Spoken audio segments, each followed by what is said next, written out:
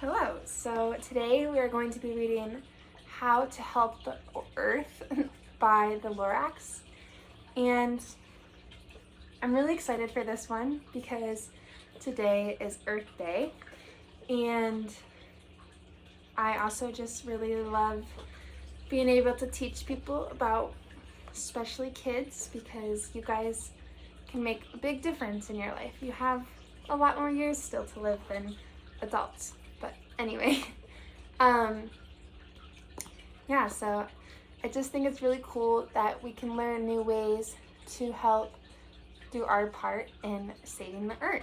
So I really hope you enjoy this one. I really enjoyed learning about the ways that the Lorax thinks we can help.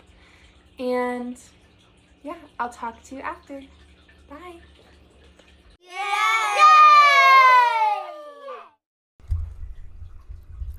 Hello, today we are going to be reading How to Help the Earth by the Lorax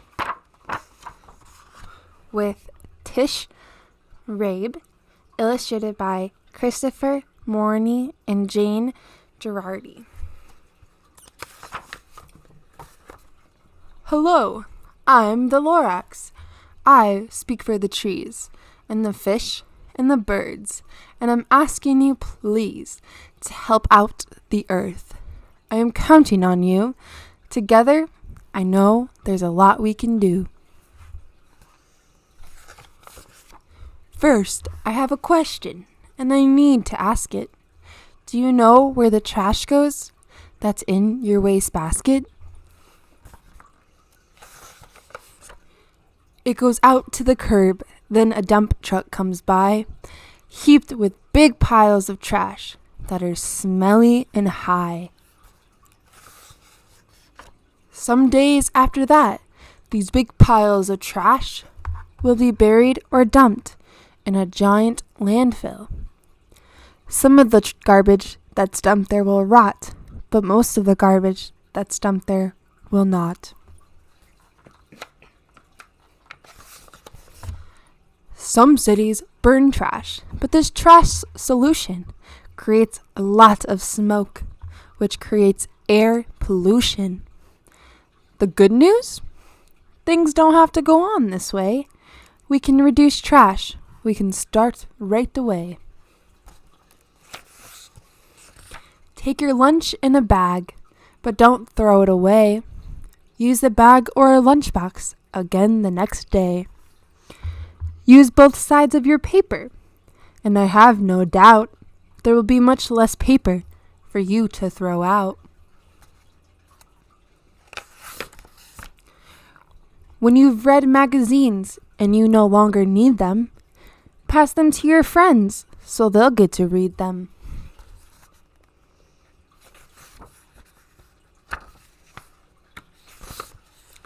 Rather than tossing your old clothes, toys, and shoes, donate them. They're things other people can use. And her mom are going to a thrift store, and then he's giving his friend some of his old clothes. Put used soda cans in a recycling bin. Rinse them out when they're empty and throw them right in. They'll be made into new cans. This can I have here is made from old cans I recycled last year. Paper clips, rubber bands, buttons, and screws are things you will find that are easy to reuse. Put these things in a drawer so they're all in one place. They'll be easy to find and won't take up much space. When dead batteries are dumped, this fact I have found. The chemicals in them leak into the ground. Use rechargeable batteries, charge them, and then, when they run out of power, just charge them again. In helping the earth, you can take it from me. We need to find ways to use less energy. Energy powers cars. It creates heat and light. Made from gas, coal, and oil, we burn day and night. These are natural resources, and there is a limit to how much of them our whole earth has within it.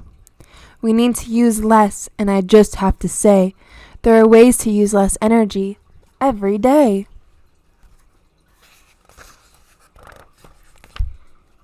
When you leave a room, stop and turn off the light. Be sure to turn off your computer at night. When it's cold, wear a sweatshirt and take the time, please, to turn down the heat. Just a couple degrees. When you're doing your homework or starting to read, sunlight through a window may be all that you need.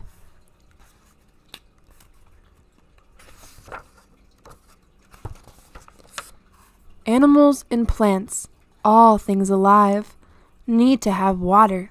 It's how we survive. So water is something we need to save too. There are ways we can save it. I'll show you a few.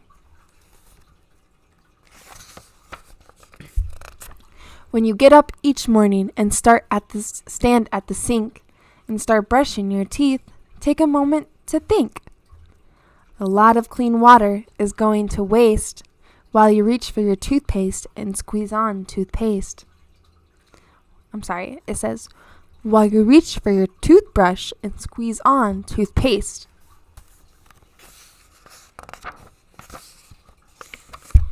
Right down the drain, this clean water is going. So, turn off the faucet and stop it from flowing. Spend less time in the shower and you'll still get clean. Try a 4-minute shower. You'll see what I mean.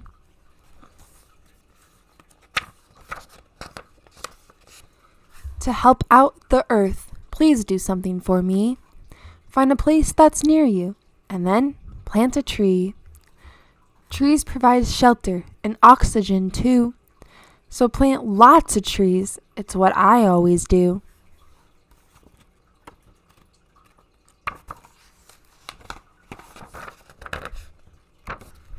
If we work together, the earth will be better. The land will be cleaner. The soil will be wetter. The sun will shine brighter. The trees will be greener. The sky will be bluer. And the air will be cleaner.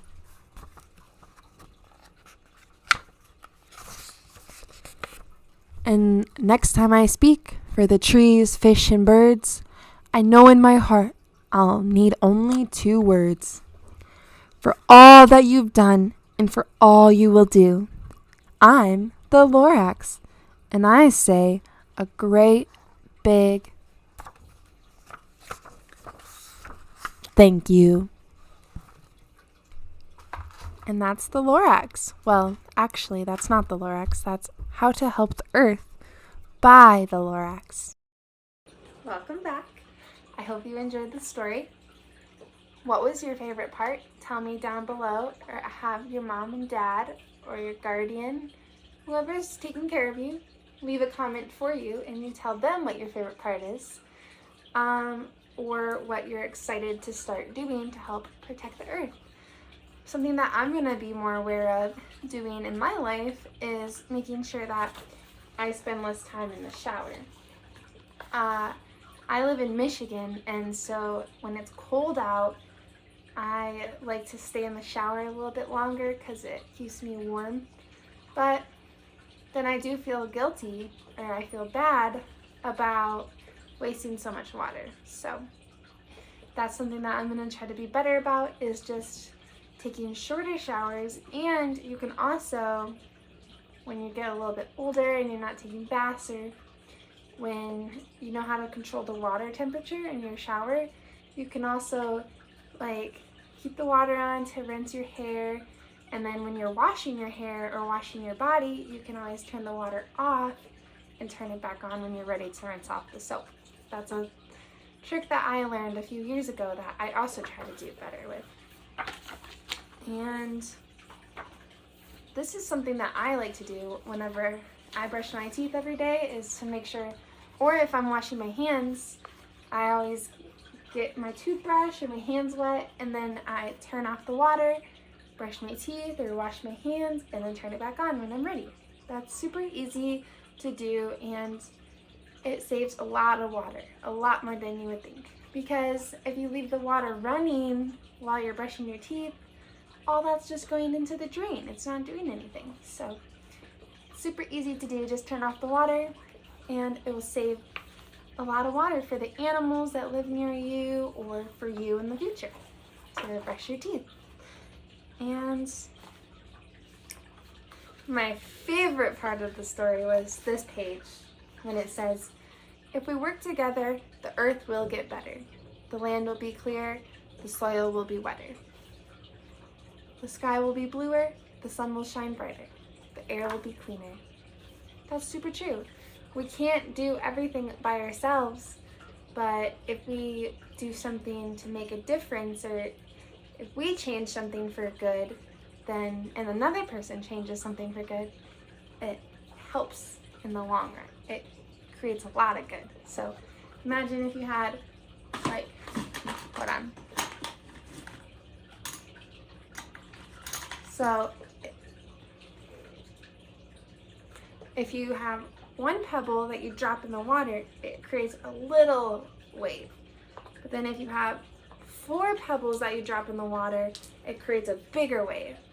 So the pebble by itself can't create a big wave, but if all the pebbles are together, it can create a big wave. So that's how we are as people. If we do a good thing by ourselves, it might not seem like you're making a big difference. But then if you encourage these pebbles to do something good, then you're all making a big difference. So it's really important to make sure that you realize that everything you do has an impact, or it can change something about the way that you live or somebody in your life lives. So even if you think it's not making a difference, it definitely is. And keep doing good, okay? I'll talk to you soon. Bye.